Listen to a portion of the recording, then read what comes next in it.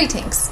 The US dollar index rose for the fourth consecutive time last week and reached its 11-month low. Investors assume that macroeconomic data confirm the American economy recovery. It increases the possible US rate hike.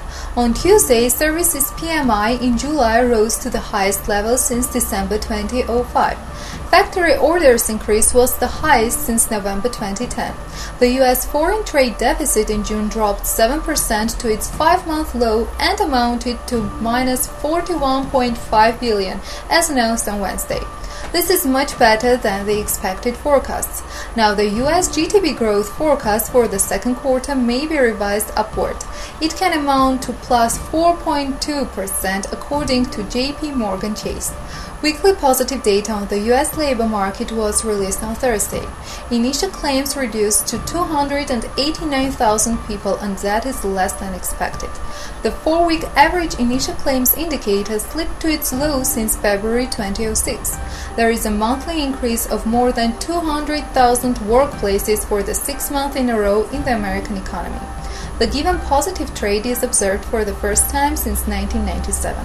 The Friday data did not disappoint the investors either.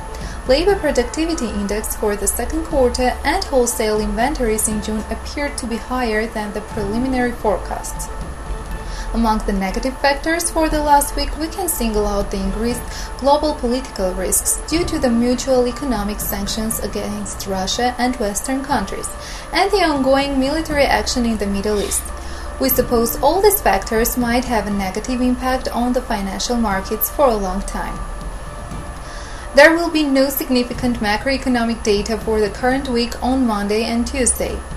The most important data is to be released on Wednesday. That will be retail sales for July.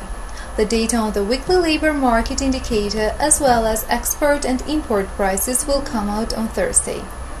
The Producer Prices Index, Empire State Index, Industrial Production, and Consumer Confidence by the University of Michigan will be released on Friday. In our opinion, American data current forecasts are generally negative for the dollar, and in theory it could trigger off the downward correction after 4 weeks of continuous growth. The crucial day for the euro will become Thursday, when the GDP for the second quarter and the CPI for July are to be announced. You've been watching Weekly Market Overview by IFC Markets. See you next week.